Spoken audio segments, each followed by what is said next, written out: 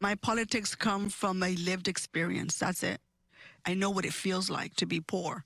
So I'm not going to get drawn into these politics of people who often don't have the same lived experience.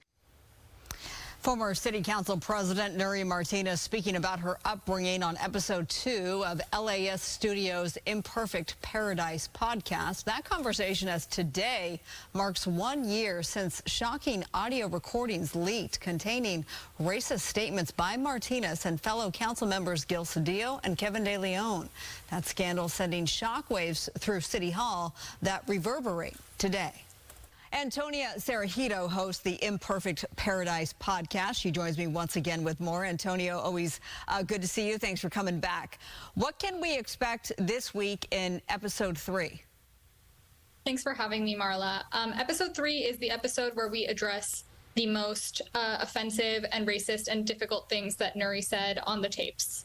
And so it's a lot of me talking to her about where those words came from.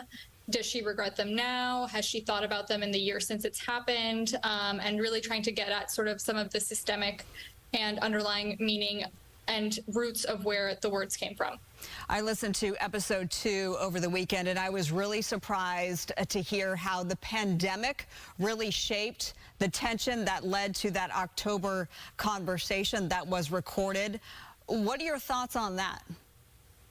For me, that was a very important episode to produce because it showed, I think, the things that are the underlying political tensions that, even though Nury is no longer president for anymore, still impact all of us in Los Angeles as citizens. And so during the pandemic, a lot of very difficult things were brought up, including issues around renters' rights. The unhousing community really grew exponentially, and I think how the city has responded to that is something that is important to take notice of. And so those were the sort of issues that we really wanted to get into, and I think you could see that those tensions were exacerbated during the pandemic. Her former colleague, Kevin De Leon, who refused to resign, he's still a very active member on the city council. He filed a lawsuit naming some people for the leaked tapes. That was 1 year ago. Does she, Nury, have any regrets that she stepped down? You know, that's not something that I spoke about with Nury, so I don't know. I mean, I can say that I think that she believes that she said nothing wrong and that the tapes have been misconstrued, and she expressed not wanting to resign because of her family. And so that was one thing that we really talked about a lot, was the fact that she was not really going to admit or talk about how what she said in and of itself was hurtful, racist, or offensive. Last time you joined me, you mentioned that she was frightened. Can you expand a little bit more on that? How is she frightened? I think you can see during the pandemic, there was a lot of protesting that happened outside of her home.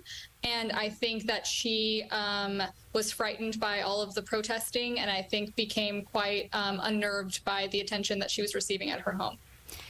In the end, I know that there will be 4 episodes put out. You spent 6 hours with her. Do you think that your podcast will make people more sympathetic toward Nury Martinez, and should it?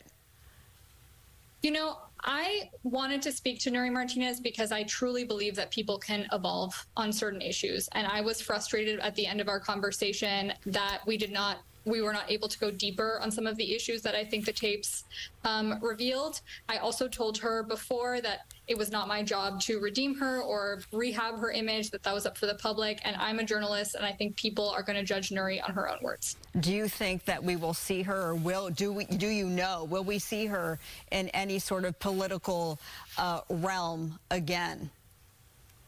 I asked her about that, and she said that she doesn't know if she has plans to do that. And she told me that she is feeling very lost, and that her light and her passion has gone away because of this incident.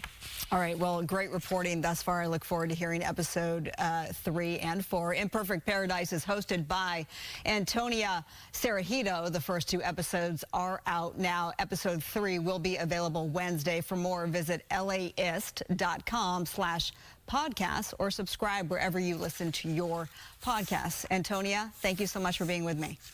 Thanks for having me, Marla.